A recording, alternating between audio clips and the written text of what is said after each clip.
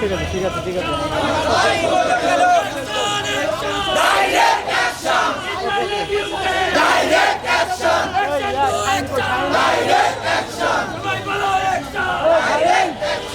স্বাধীন রাষ্ট্র ফিলিস্তিনের স্বীকৃতি এবং নিরীহ ফিলিস্তিনিদের ওপর নির্যাতনের বিরুদ্ধে বিশ্বব্যাপী শিক্ষার্থী সমাজ, শিক্ষক ও সচেতন নাগরিক যে আন্দোলনের সূচনা করেছে তার প্রতি সংহতি প্রকাশ করে পদযাত্রা ও ছাত্র সমাবেশ করেছে রাজশাহী কলেজ ছাত্রলীগ।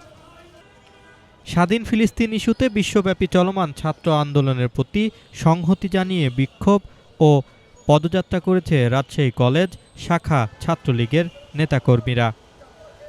সোমবার বেলা ১১টা থেকে ক্যাম্পাসে জড়ো হতে থাকে শিক্ষার্থীরা।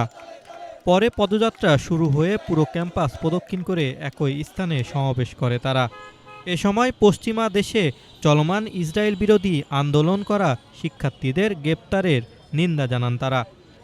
স্বাধীন ফিলিস্তিন ইস্যুতে বিশ্বব্যাপী চলমান ছাত্র আন্দোলনের প্রতি সংহতি জানিয়ে পদযাত্রা ও সমাবেশের আয়োজন করে কেন্দ্রীয় ছাত্রলীগ।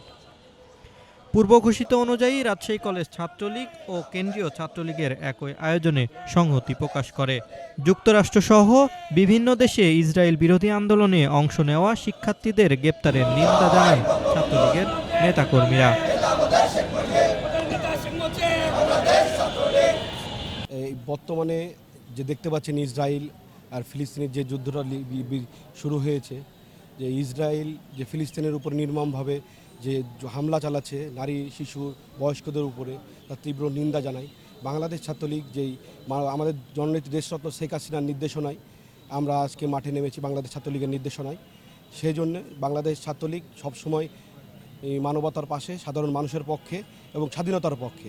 কেন্দ্রীয় ছাত্রলীগের কর্মসূচি এটা, এবং পরবর্তীতে মহানগর ছাত্রলীগ যে নির্দেশ দিবে সেই নির্দেশ মেনে রাজশাহী কলেজ ছাত্রলীগ ফিলিস্তিনি স্বাধীনতার পক্ষে কাজ করবে এবং মাঠে থাকবে, এবং লড়াই সংগ্রামে রাজশাহী কলেজ ছাত্রলীগ সর্বদা রাজপথে ছিল, থাকবে।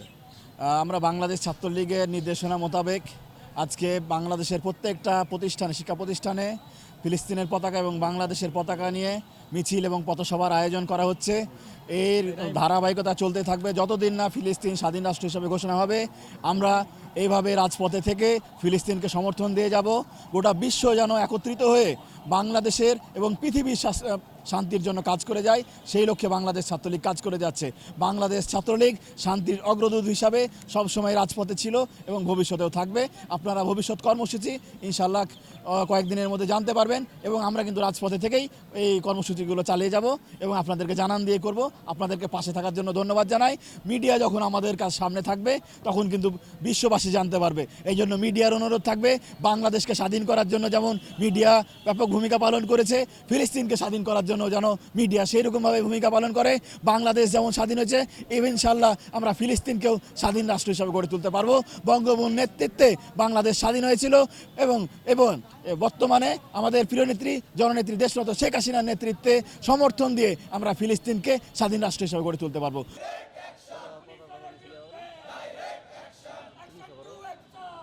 আশিকুর রহমান, প্রিয়জন টিভি।